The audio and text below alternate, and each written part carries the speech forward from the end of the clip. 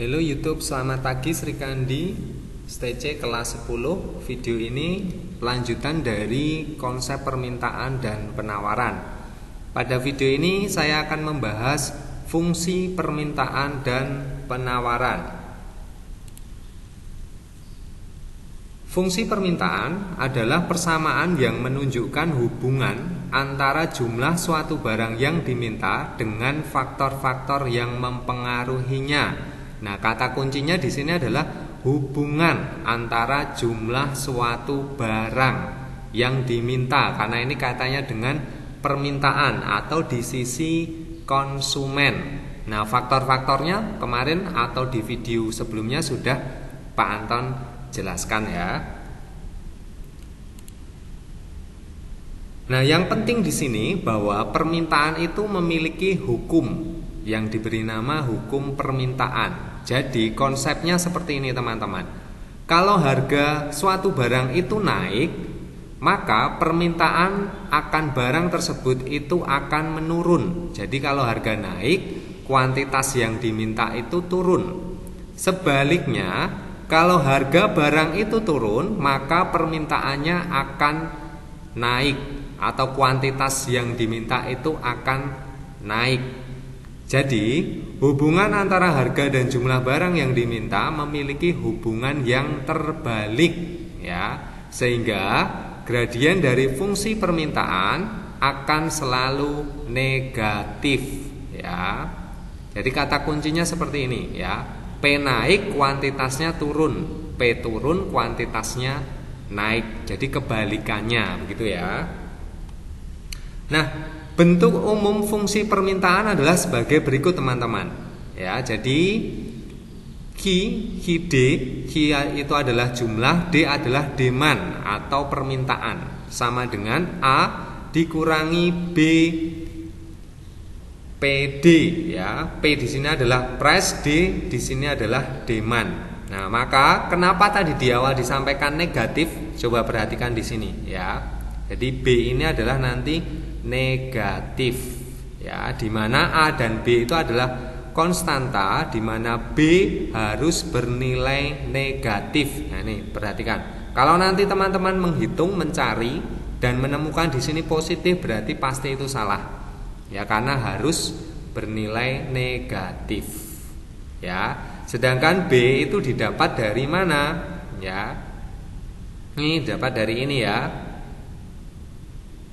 Delta QD dibagi delta PD. Ya. Oke, sedangkan P adalah price atau harga, Q adalah kuantitas atau jumlah barang. Nah, ini syaratnya teman-teman ya. Jadi P harus lebih besar atau sama dengan 0, sedangkan kuantitas itu juga harus lebih besar atau sama dengan 0. Serta permintaan ya dibagi itu ya, kuantitas itu nanti hasilnya harus kurang dari 0 ya. Itu kira-kira. Jadi bentuk umum dari fungsi permintaan. Oke, saya lanjutkan. Nah, sekarang kalau fungsi penawaran. Jadi fungsi penawaran adalah fungsi yang menunjukkan hubungan antara harga P dengan jumlah barang atau kuantitas yang ditawarkan ya. Nah, ini juga memiliki hukum teman-teman ya.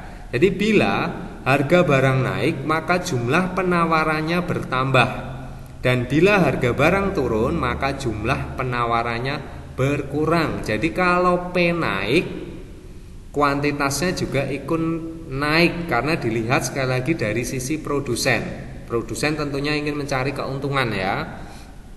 Sedangkan kalau jumlah yang ditawarkan turun, maka harganya kan juga turun, atau harganya turun, jumlah yang ditawarkan juga ikut berkurang. Nah, hubungannya apa? Positif ya, atau berbanding lurus, kebalikan dari permintaan. Nah, bentuk umum dari fungsi penawaran adalah sebagai berikut ya. P sama dengan A ditambah B, ya ini kecil semua ya, ini Q ya, BQ itu maksudnya kuantitas, atau Q sama dengan A ditambah BP. Ya, P sekali lagi adalah price. Jadi boleh dibalik ya, ditukar itu boleh. Yang penting nilai B itu harus positif. Nah, ini perhatikan teman-teman ya. Jadi nilai B di sini harus positif. Yang penting itu kuncinya. Sedangkan kalau nilai A boleh positif ataupun negatif. Kalau yang A ini boleh positif, boleh negatif. Ya, sekali lagi keterangannya, Q adalah jumlah, P adalah price, sedangkan A dan B adalah angka konstanta, nanti berupa angka.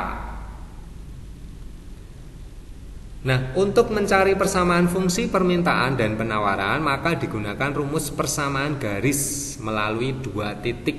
Ya, ini jadi baik permintaan atau penawaran sama nanti teman-teman rumusnya, yaitu P dikurangi P1 dibagi P2 kurangi P1 sama dengan Q dikurangi Q1 dibagi dengan Q2 dikurangi Q1. Sekali lagi, Q adalah jumlah barang, sedangkan P adalah harga barang per unit.